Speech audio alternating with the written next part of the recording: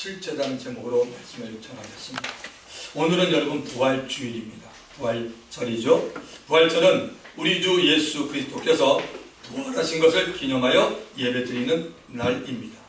그러나 그것으로만 여러분 끝나서는 안 됩니다.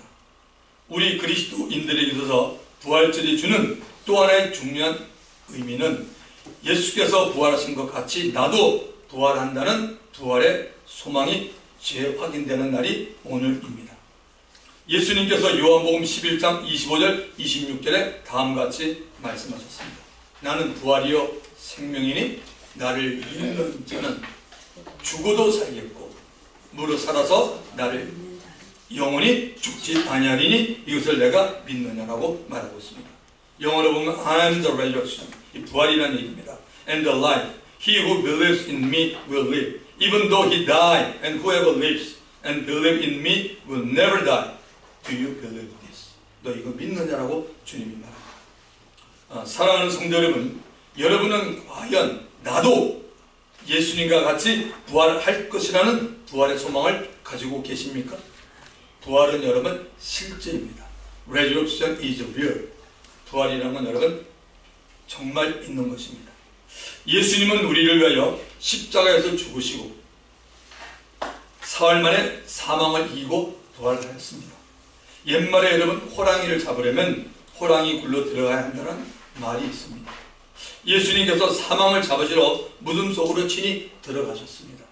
그리고 사흘 만에 사망을 이기고 그 무덤으로부터 부활하였습니다. 역사상 많은 종교인, 철학자, 선생님 또는 도인이라 자칭하는 사람들이 많이 있었습니다. 그들은 그들 나름대로의 진리와 도를 말했습니다. 그러나 무덤에 들어간 후 나온 사람은 단 한 사람도 없었습니다. 종교의 창시자나 성인이라고 불렸던 사람들도 다 마찬가지입니다. 석가모니도 마호메트도 공자나 맹자도 무덤이 있고 그 속에 썩은 시체로 누워 있습니다. 그러나 예수님의 무덤은 시체를 찾아볼 수 없는 빈 무덤입니다. 왜냐하면 예수님은 사망을 이기고 부활하셨기 때문입니다. 저와 여러분은 과연 나도 예수님과 같이 부활할 것이라는 부활의 소망이 있습니까? 부활은 여러분 실체입니다. Resurrection is real. 부활은 실체입니다. 오늘 우리들이 읽은 본문 20절을 한번 보겠습니다. 다 같이 한번 읽어볼까요? 그러나 이제 그리스도께서 죽은 자 가운데서 다시 살아나사 잠자는 자들의 첫 열매가 되셨도다. 여기 말하는 잠자는 자들은 예수를 믿다가 혹은 예수 믿고 죽은 사람들입니다. 여러분들이 잘 알고 있는 분들 가운데 예수 믿고 삶을 마친 분들이 분명히 있습니다. 바로 그분들이 잠자는 자들입니다.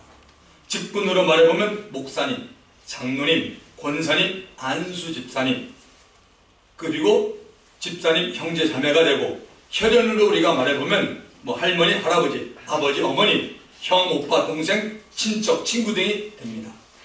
그리스도가 부활의 첫 열매가 되었습니다. 그리고 그리스도 안에서 잠자는 자들이 두 번째, 세 번째, 네 번째 이런 식으로 계속해서 이어져 간다는 말씀입니다. 자, 본문 21절과 22절을 보시면 사망이 한 사람으로 말미암았으니 죽은 자의 부활도 한 사람으로 말미암는도다. 아담 안에서 모든 사람이 죽은 것 같이 그리스도 안에서 모든 사람이 삶을 얻으리라. 한 사람 아담이 하나님의 말씀에 대한 불순종으로부터 죽음이 찾아왔습니다. 이 말은 불순종에 대한 값으로 죽음이 온 것입니다. 창세기 2장 17절에는 선악을 알게 하는 나무 열매는 먹지 말라. 내가 먹는 날에는 반드시 죽으리라 하니라. 죽음이라는 단어가 처음 나온 것이 창세기 2장 17절. 아직까지 사람이 죄를 범하기 전에 이 단어가 등장합니다. 하나님이 말씀하신 단어입니다. 네가 먹는 날에는 반드시 죽으리라 하시리라. 창세기 3장 6절에는 여자가 그 열매를 따먹고 자기와 함께 있는 남편에게도 주매 그도 먹은지라. 하와에게 죽음이 먼저 왔고 하와가 함께 있는 남편 아담에게도 죽음이 왔다는 것입니다. 오랜 세월이 흐른 뒤에 성령께서 바울에게 로마에 사는 그리스도인들에게 편지를 쓰겠습니다. 그 내용 가운데 로마서 5장 12절부터 21절까지는 아담과 그리스도의 관계를 말하고 있습니다.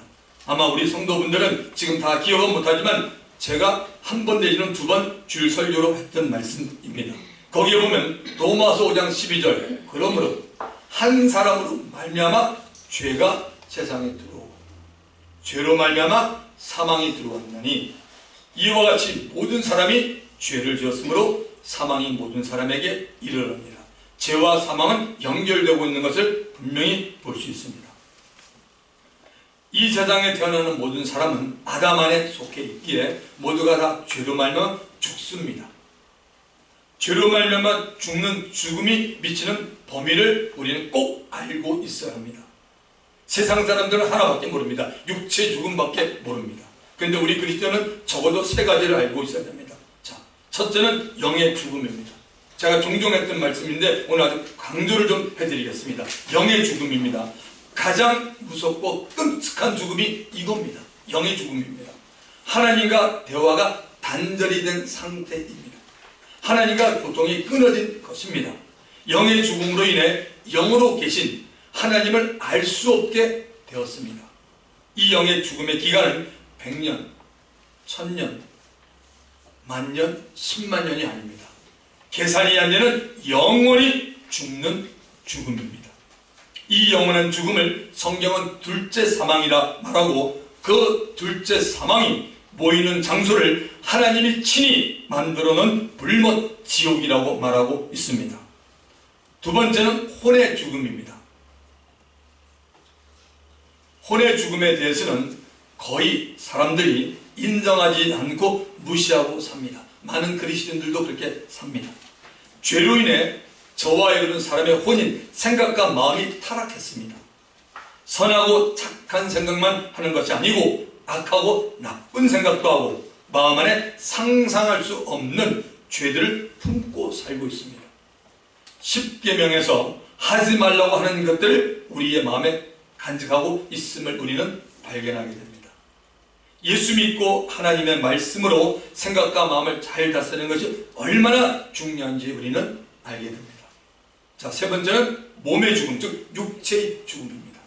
이 육체의 죽음은 그 누구도 피할 수 없습니다. 누구나 한 번은 반드시 경험합니다. 요즘 100세 시대라고 합니다. 영원이라는 시간에 비해서 너무나 짧은 시간인 우리의 몸이 사는 시간입니다. 그래서 성경은 지혜로운 자가 되어서 세월을 아끼라고 말합니다. 생각해 보십시오. 우리의 몸은 하루에 약 3분의 1 혹은 부지런한 사람은 4분의 1입니다. 3분의 1은 8시간, 부지런한 사람은 6시간. 매일 뭘 합니까? 잠을 잡니다. 한번 여러분 잠에 대해서 생각해 보신 분 분명히 다 한 번은 생각해 봤다고 봅니다. 다른 말로 하면 우리는 하루에 매일 죽음의 상태를 우리는 늘 경험하고 있습니다. 죽고 살고 죽어야 살고를 매일 경험합니다. 다르게 말하면 잠을 자야 우리는 일어납니다. 일어나고 나면은 우리 다 일을 합니다. 그리고 또 저녁에 와서 우리가 또 잠을 잡니다. 다시 일어나고 그리고 다시 일어나서 일합니다. 그러다가 어느 날 잠을 잤는데 그게 끝입니다. 그게 인생이에요. 못 일어날 때가 있죠. 인정하십니까? 못 일어날 때 있잖아요. 여러분 많이 보셨잖아요. 주위에. 못 일어날 때가 있어요. 반드시 있어요. 사람은. 그게 육체의 죽음입니다. 그런데 어떤 인생도 육체의 죽음 후에 반드시 심판이 있다는 사실을 꼭 알아야 합니다. 히브리서 9장 27절. 한 번 죽는 것은 사람에게 정해진 것입니다. 그 다음이 중요해요. 그 후엔 뭐예요? 심판이 있으리니. 하나님이 친히 말씀합니다. 얘들아 너희들 반드시 죽어. 근데 그 후에는 그걸로 끝나는 게 아니라 심판이 있다라고 말씀합니다. 믿고 안 믿고는 여러분 자유입니다. 저는 믿고 있는 사람이고 저는 말씀을 선포하고 있습니다. 자, 심판대 앞에 심판이 있으니까 심판대 앞에 계신 분이 있습니다. 누구라고 생각하십니까? 제가 말 안 할게요. 여러분 생각해 보세요. 누구라고 생각하십니까? 아마 여러분이 분명히 지금 다 답이 정확히 나왔어야 돼요. 그거 모르면 예수 믿는 사람 많이 잘하셨잖아요. 분명히 우리는 심판대 앞에 쓰는데 거기 계신 분이 있습니다. 고린도후서 5장 10절을 찾아보시거나 디모데후서 4장 1절에 정확하게 나와 있습니다. 아마 여러분들이 아시는 분도 한번 확인해 보시고 어떤 분이 딱 거기 계신가 그분 앞에 닿습니다. 에덴 동산에서 아담이 선악과를 먹는 순간 이렇게 세 종류의 죽음이 세상에 들어왔고 모든 사람은 다 죄의 종이요 마귀의 종으로 살아가고 있는 것입니다. 죄인인 우리 모두는 한 사람도 예외가 없이 다 죄로 말미암아 죽습니다. 그런데 성경은 죄로 인해 죽은 것으로만 마치는 것이 아니고 죽은 자가 부활한다는 진리를 말합니다. 아멘. 그 부활의 근거는 한 사람 그리스도입니다. 이 말씀이 우리에게 얼마나 힘이 되고 기쁨이 되고 감사가 됩니까? 그리스도가 죽음을 경험한 후 그 죽음으로부터 부활하였습니다. 그리스도가 하나님께 순종하심으로 죽음을 이기고 부활을 한 것입니다. 그러므로 그리스도 안에서 모든 사람이 부활하여 영원한 생명을 갖게 되는 것입니다. 예수께서 죄인들을 구원하시려 죄인들을 대신해 십자가에서 죽으셨습니다. 죽으시고 무덤으로 들어갔습니다. 그러나 사망이 무덤 속에 있는 예수님을 붙잡아 둘 수 없었습니다. 예수님은 사망을 이기고 부활하였습니다. 할렐루야. 그래서 예수는 부활의 첫 열매가 되었습니다. 이제 예수께서 이 땅에 다시 오시던 날, 즉 재림하시는 날, 그날에 예수를 믿는 모든 크리스찬들은 부활하는 것입니다. 저와 여러분은 과연 나도 예수님 같이 부활할 것이라는 부활의 소망이 있습니까? 부활은 실제입니다.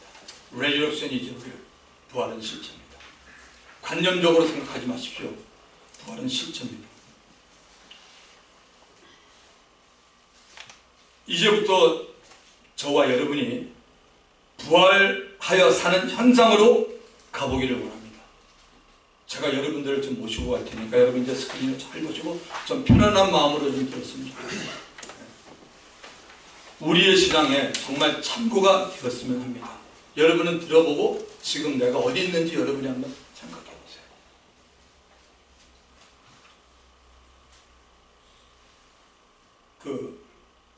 내가 본 지옥과 천국이라는 책을 지은 신성종 목사님이 계십니다. 이 책에 나오는 내용을 간추려 말하고자 합니다. 제가 설교 다 끝난 다음에 책을 보여드릴게요. 신성종 목사님 하면 전에 김명삼 대통령이 나가는 교회로 유명했던 서울 충영교회 담임 목사님이셨습니다. 아마 충영교회 여러분 거의 다 아실 겁니다. 지금 논현동인가 있죠? 큰 거 빌딩이 있죠? 석고로 된 대리석인가 만든 있죠. 굉장히 오래된 교회죠. 거기 재직하다가 미국 로스앤젤레스로 갇혀서 미주 성산교회 담임으로도 잠깐 계셨습니다. 저하고도 그때 안면이 좀 있었습니다. 제가 LA에서 목회 불과 한 2년 반 했나요? 그때 제가 섬기던 교회에서 그 장소에서 하루 동안 목회자 세미나를 했을 때 그 신성종 목사님을 강사로 모셔서 많은 목회자들이 들었던 기억이 있습니다. 이분은 우리나라에서 상당히 알아주는 신학자이기도 합니다. 그런데 2009년에 신성종 목사님이 내가 본 천국과 지옥이라는 책을 썼고 지금까지 60세 이상의 판매를 올리는 책입니다. 아마 2009년도에 교계에 큰 센세이션이 일어났습니다. 목사님은 이 책을 쓰면서 먼저 이러한 얘기를 했습니다. 들어보십시오. 첫째, 나는 한국의 대표적인 신학자로 살아왔다. 그런데 내가 환상을 본다, 간증을 한다면 사람들이 이상하게 생각할 것이다. 두 번째, 과거에 2번이나 선교사로 가려고 했지만 배운 것이 많아 가지 않았다. 보세요. 얼마나 똑똑한 사람입니까? 자기가 배운 것이 많아 가지 않으려 했다고 말합니다. 그리하여 내 대신 선교사로 가신 2분의 선교사님이 선교지에서 순교하였다. 그래서 이제는 선교사가 되어 보기로 마음먹고 있었다. 세 번째, 선교지로 가려는 나에게 하나님이 8일 동안 환상을 보여주었다. 70살이 넘은 나이에 선교사로 떠나게 되었다. 네 번째, 이 세상 사람이라면 피할 수 없는 한 가지는 죽음이다. 신 목사 자신도 죽음이 두려웠지만 체험하고 나서 죽음은 천국으로 들어가는 현관문임을 알게 되니 이제는 두렵지 않다라고 말합니다. 자신은 인도 벵갈로 지역에 선교사로 가게 될 것이다. 그런데 왜 내가 이런 고생을 사서 하는가 하면 그 이유는 순교한 영혼들, 전도 많이 한 영혼들이 천국에 있는 것을 보았기 때문이라고 말합니다. 그래서 이 책을 읽는 구독자들에게는 선교사나 목회자가 되기보다는 전도 많이 하라고 말합니다. 이제 신 목사님의 말하는 지옥과 천국을 간추려 설명해 드리고자 합니다. 자, 먼저 지옥의 모습과 특징에 대해서 한번 보십시다. 그러니까 여러분 참고하시면 돼요. 지옥 안으로 들어갔다. 그 안은 불길이 활활 타오르고 있었으나 세상의 불과 같은 모습은 아니었다. 하지만 그 불은 사람들을 고통스럽게 하는 형벌의 불이었지 눈에 보이는 불은 아니었다. 그리고 보이기는 보이는데 어두웠다. 그리고 냄새가 얼마나 나든지 견딜 수 없는 구역질 나는 냄새가 났다. 지옥문에 이런 말이 써있다. 이곳에 들어온 자는 다 저주를 받은 자다. 모든 소망을 버려라. 죽을 수도 없는 곳이다. 다만 너희가 할 수 있는 것은 이 어둠 속에서 이를 갈며 슬피 우는 것뿐이다. 자, 4단계로 봤습니다. 지옥의 1단계. 그러니까 이분이 본 걸 얘기하는 겁니다. 지옥 1단계. 고통이 그래도 제일 적은 것이다. 어차피 뭐 불이니까 제일 적은 것이다. 선한 사람들이지만 이곳에 들어간 사람은 믿지 않는 사람들이 머무는 곳이었다.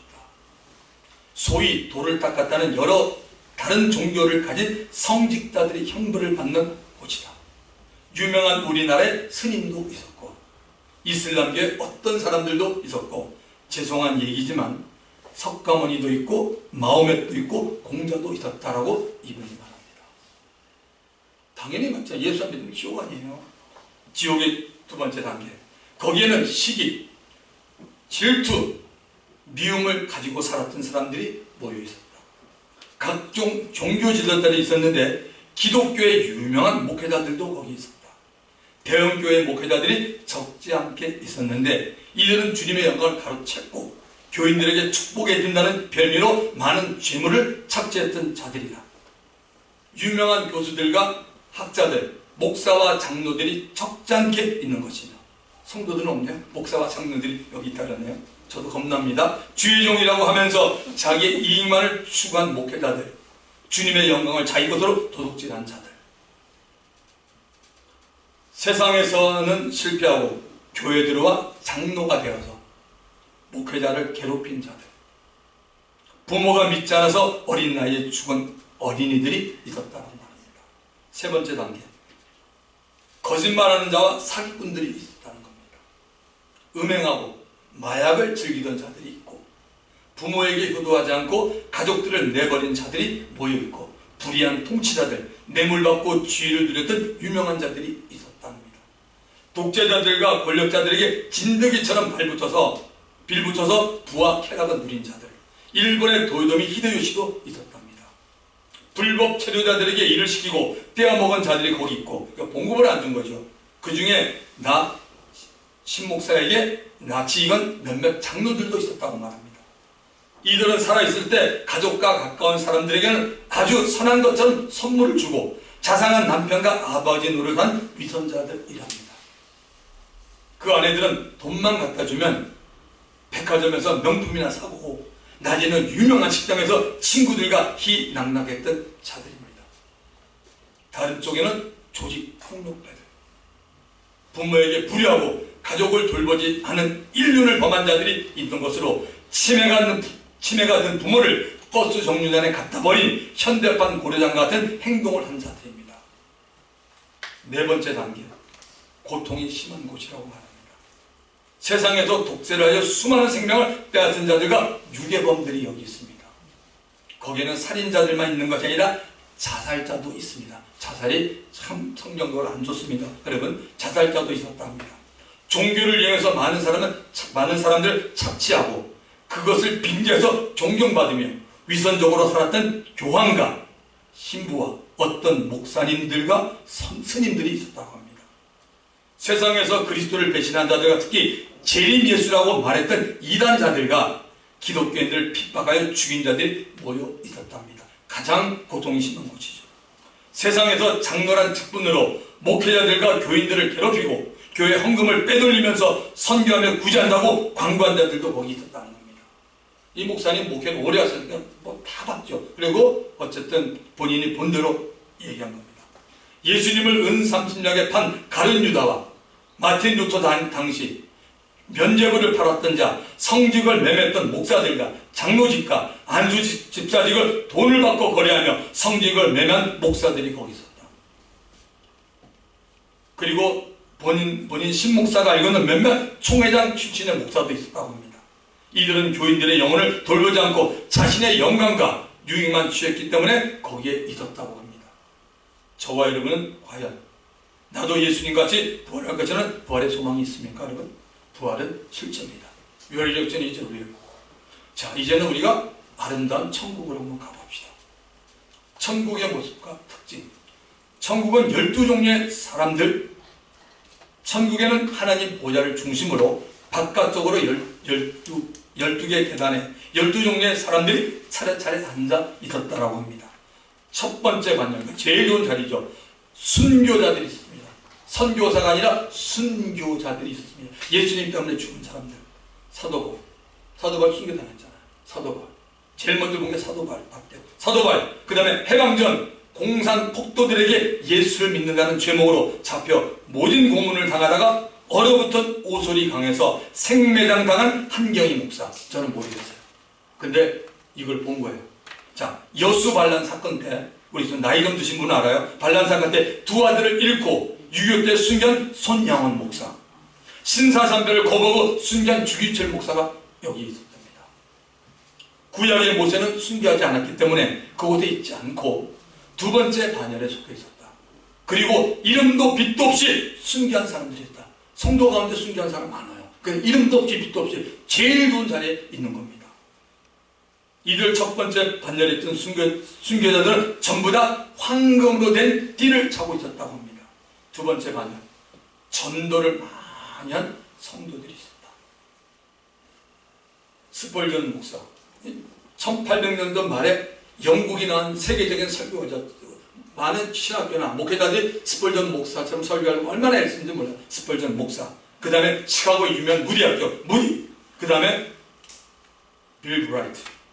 이 제자 훈련을 한 분, 빌 브라이트. 그 다음에 중국 선교를 한 허제슨 테일러 목사님이 보였다. 이 두 번째 반열. 이곳에는 목회자보다 평신도들의 모습이 더 많이 보였다. 왜냐? 전도를 했기 때문에. 자, 아울러서 이건 이제 지금부터 제 얘기 조금 합니다. 여러분, 전도가 쉽습니까? 전도 진짜 어렵습니다. 정말 진짜 정말 전도가 어렵습니다. 전도는 적어도 불신자가 예수를 믿게 하는데 그분이 쓰임받는 것을 우리는 전도라고 말합니다. 교회만 달랑대렸다고 전도한 거 아니에요. 적어도 이 사람이 예수 믿고 구원받는데 끝까지 한 영혼에서 관심을 가지고 기도하고 늘 돌보는 사람이 전도한 사람이기 때문에 두 번째 반열에 있는 겁니다. 자, 이제 세 번째 반열을 보면은 주님으로 인해, 예수님으로 인해 많은 고난을 당하고 끝까지 변절하지 않은 성도들이 있었다. 주님의 교회를 위해 많은 고난을 당한, 주님 때문에 고난 당한 겁니다. 농어촌 목회자들의 모습도 보였다. 또한 개척교회를 세우며 고통을 많이 당한 수많은 목회자들과 이들과 협력한 집사들과 평신들이 보였다. 저는 여기 들어갔으면 좋겠는데 모르겠어요. 더 가봅시다. 자, 네 번째 반열. 이름도 빛도 없이 주님의 사랑을 몸소 실천한 사람들이 있었다.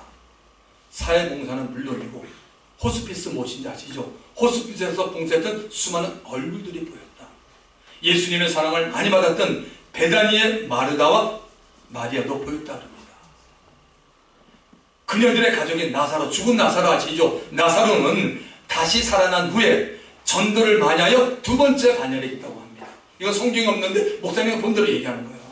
우리 이 스토리를 조금은 알잖아요. 근데 그 죽은 오빠 나사로가 살은 다음에 전도를 그렇게 많이 했대. 그래서 그가 두 번째 반열에 있다고 합니다. 가난한 자의 어머니라고 불렸던 누구죠? 테레사 수녀. 잘 들어보세요. 1979년 노벨 평화상 수상자가 보였다. 테레사 수녀가 4번 반열에 있는 이유를 물으니, 아니 이분 첫 번째가 있었는데 왜 네 번째로 보니 가브리엘 천사가 그녀가 하나님의 존재에 대한 오랫동안 갈등 속에 있었던 것이 근본 이유라고 말합니다. 여러분, 나중에 인터넷이라는 데 한번 쳐보세요. 이 테레사 수녀 보면요. 테레사 수녀가 정말 하나님이 살아계시는 것에 대해서 굉장히 의문이 많았던 여자예요. 그러니까 하나님은 다 아시잖아요. 그러니까 그런 부분이 있었기 때문에 많은 일을 했지만 밑에 내려온 거죠. 조만식 장로라고 얘기 들어보셨죠? 조만식 장로도 거기 있습니다. 이거는 지금 그대로 저는 여기서 추려가지고 옮겨서 온 겁니다. 다섯 번째 반열. 가난한 사람을 도와주고 목회자들과 성도들을 위로한 사람들이 있었다. 슈발츠 박사 아시죠? 알베르토 슈발츠 박사가 여기 있었고 이름도 빛도 없이 봉사하고 구제한 수많은 성도들이 있었다. 조금이 아니라 수많은 여러분 같은 성도들이 있었다고 말합니다. 다섯 번째 반열. 여섯 번째 반열. 평생을 주일학교 교사와 성가대원으로 열심히 교회에서 봉사한 사람들이 있었다. 미국의 지미 카터 대통령이 있죠. 참 신기하더라고. 지금 아직 살아계신데 지미 카터 대통령을 봤대요. 근데 영예적이니까 가능하더라. 봤다고 말합니다. 대통령이었는데 더 앞줄에 있어야 하는 것이 아니냐고 물어봤답니다. 그랬더니 거기서 뭐라고 말하냐면, 야, 대통령들은 이 세상에서 모든 영광을 다 누렸기 때문에 여섯 번째 줄에 앉는 것도 하나님 은혜요 감사한 일이 아니냐고 물어보더랍니다. 일곱 번째 반열. 교회를 많이 건축하고 세운 사람들이 머물고 있었다. 선교관과 봉사관 및 기도원을 지은 사람들도 있었다. 세상에서 그들이 지은 교회 사진 영상과 함께 수고한 사람들의 명단이 기록이 되어 있었다고 합니다. 여덟 번째. 아니 일곱 번째. 아니 일곱 번째인데 맞잖아요. 교회관. 네. 이와 대조적으로 들어보세요. 하나님의 집에는 전혀 무관심한 채 자기 자신들의 집만 궁궐처럼 지었던 재벌들의 집들이 지옥에서 훨훨 불타고 있는 것을 봤다고 말합니다. 자, 지금 7가지 했는데요. 여러분, 제가 물어볼 테니까 속으로 대답하세요. 자, 1번부터 7번까지 해서 자신있게 하나 지금 어디 있다고 지금 얘기할 수 있는 분, 몇 번째 있습니까? 자, 그 다음 계속 봅시다. 8번째 반열. 성경을 연구하며 신학교에서 신학생들을 가르쳤던 교수들, 선교지에서 수고한 선교사들이 거기 있었다. 신학교수들과 선교지에서 수고한 선교사들의 상급 반열이 8번째 뒤처지는 이유는 신학교수들은 살아있는 동안 그래도 이름을 날리고 영광받았기 때문이라는 겁니다. 선교사들 가운데는 선교사 인내하고 선교는 별로 하지 않고 다니면서 교인들에게 선교명만 뜯어내는 데 관심을 뒀기 때문이라고 합니다. 참 나는 이게 하나님께 복이라고 합니다. 다른 사람이 보고 만약 이성태 목사 있는 것 같으면 사람들이 웃기고 있네 그랬을 거야. 근데 신성경 목사님이 얼마나 거목입니까? 조영기 목사님 같은 분도 함부로 못 되는 분이 신성경 목사예요. 우린 다 알죠. 그러니까 하나님께서 이성군한테 대한민국 정신차리라고 좀 이런 경험을 해주는 것 같아요. 네. 자, 9번째 반열. 농어촌의 결약한 환경 속에 목회를 한 목회자들과 협력한 수많은 성도들. 야, 성도는 다 수많은 거예요. 그러니까. 저도 근데 목회자들 그냥 뛰고 여러분 자리에 앉고 싶어요. 수많은 성도들이야, 전부 다 보면요. 여기 있는 목회자들 중에는 탄광과 공장에서 함께 일한 목회자도 보이고, 여러분 이게 아까 세 번째하고 다른 게, 아까 세 번째 있는 분들은 주님 때문에 고난받은 거고, 지금 여기는 장소 달라요, 보면은. 탄광과 공장에서 함께 일한 목회자도 보이고, 또 교도소와 그 다음에 창기들의 동네에서 복음 전했던 사람도 있습니다.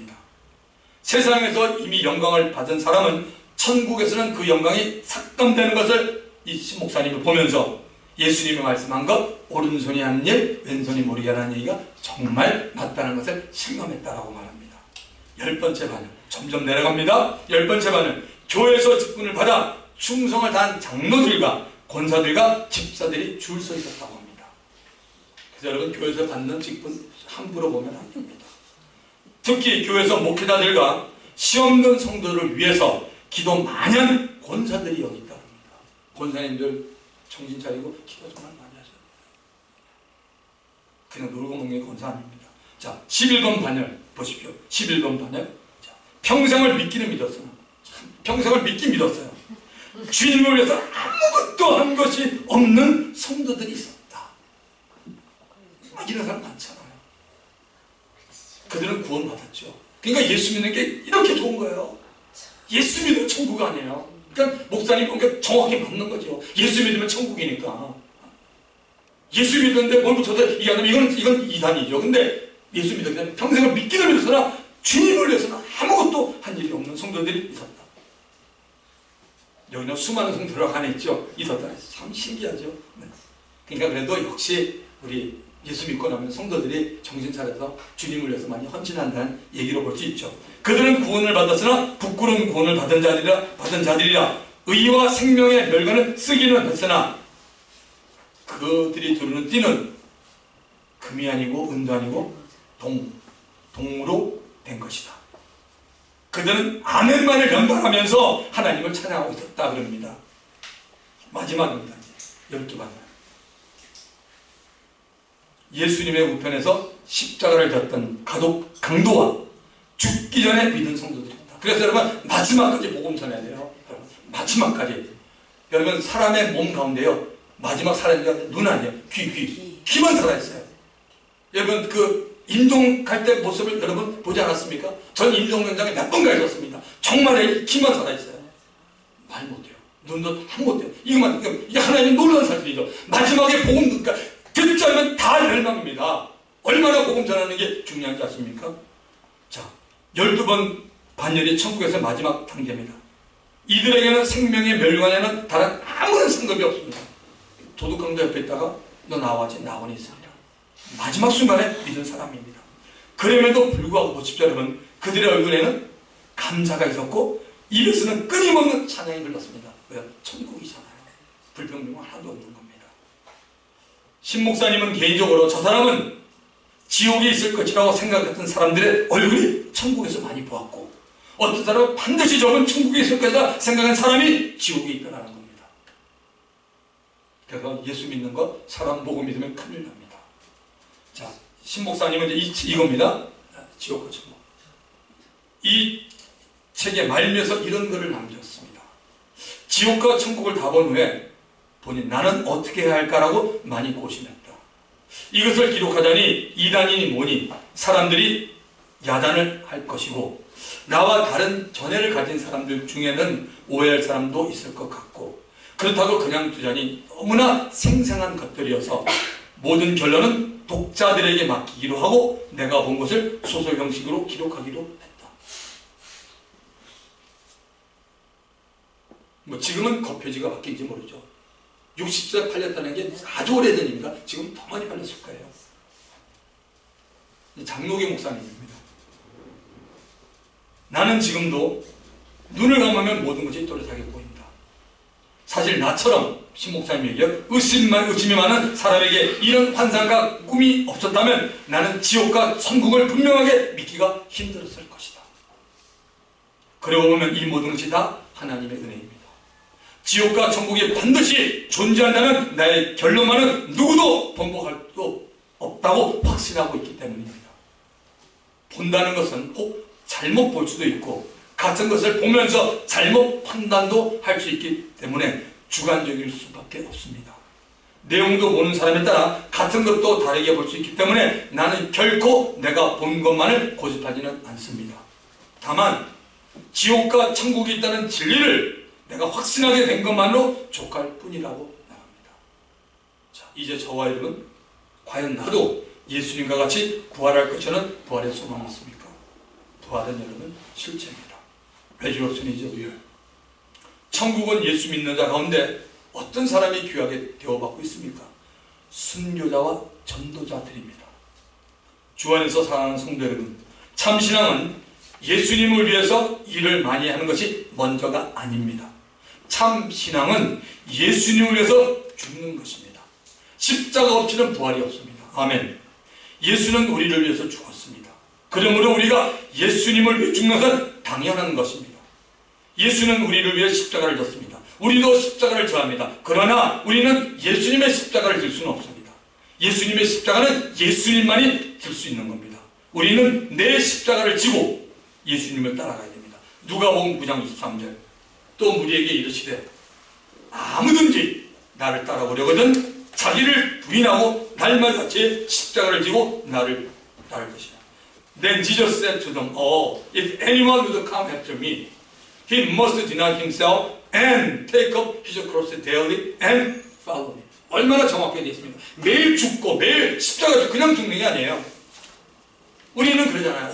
목사님 제가 죽어야 돼요. 좋은데 성경대로 뭡니까? 십자가 죽고 죽어야 돼요. 매일. 그게 주님의 말씀이에요. 우리가 하나님의 말씀이 가볍지가 않아요. 정말 우리 하나님 말씀 많이 생각들 해봐야 돼요. 여러분. 그래서 모든 신앙과 은혜대로 간다잖아요. 은혜 받은 사람은 주님을 깊이 생각하는데 은혜가 없는 사람은 깊이 생각이 안 돼요. 세상 생각이 들거서 내 염려 근심 걱정이 들거서 주님 생각이 많이 차단되고 있다는 거죠. 또 마귀사단이 역사하지 않습니까? 그러니까 항상 보면 내 것이 먼저 아니에요. 내 직장이 먼저고 내가 먼저고 가족이 먼저니까 주님이 들어갈 자리가 어디 있겠습니까? 이제 오늘 이 순간부터 저와 여러분은 우리의 자리를 고집하지 마시고 그 영광스러운 자리 주님께 내드리는 복된 저와 여러분에게 주의 이름으로 축원드립니다. 이런 사람들이 정말 예수 잘 믿는 사람들입니다. 우리가 예수님의 복음을 위해 십자가를 진다면 우리의 삶 가운데 부활의 능력이 임하게 되는 것입니다. 또 장차 부활하여 천국에 들어가 영원한 생명을 누리게 될 줄도 믿습니다. 내가 복음을 부끄러워하지 아니하노니 이 복음은 모든 믿는 자에게 구원을 주시는 하나님의 능력이 됩니다. 먼저는 유대인에게요 그리고 헬라인에게로 하고 로마서 1장 16절에 봤습니다. 저와 여러분 우리 각 사람은 나도 예수님 같이 부활할 것이라는 부활의 소망이 있습니까? 부활의 소망이 있다면 영광스러운 예수 그리스도의 복음을 전하는 일에 최우선을 두기 바랍니다. 부활은 실체입니다. 이 시간 성령께서 오늘 우리에게 주신 말씀 붙잡고 주님만 머무르고 통성하기도 합니다. 주여 아버지 하나님